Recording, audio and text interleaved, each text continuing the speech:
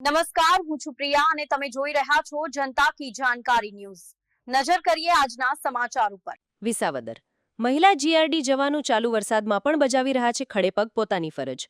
વિસાવદર શહેરમાં આવતો મુખ્ય માર્ગ બનતો હોય ત્યારે વિસાવદર શહેર સત્તાધાર તરફ આવતા અને અમરેલી ધારી તરફ આવતા વાહન ચાલકોને યોગ્ય માર્ગ બતાવવા અને ટ્રાફિક ન થાય તે માટે વિસાવદરમાં ફરજ બજાવતા જીઆરડીના જેટલા મહિલા જવાનો દ્વારા સરદાર ચોક ખાતે મોરચો સંભાળ્યો છે। એક પ્રશંસનીય કામગીરીથી ત્યાં પસાર થતા વાહન ચાલકો અને મુસાફરો દ્વારા આ જીઆરડી મહિલા જવાનોની કામગીરીને બિરદાવી રહ્યા છે। જ્યારે રોજના માનદ 330ના વેતનની કામગીરી કરનાર જીઆરડી ગ્રુપના કર્મચારીઓને યોગ્ય વેતન મળવું જોઈએ એવું પણ લોકો કહી રહ્યા હતા। રિપોર્ટર આસિફ કાદરી, વિસાવદર।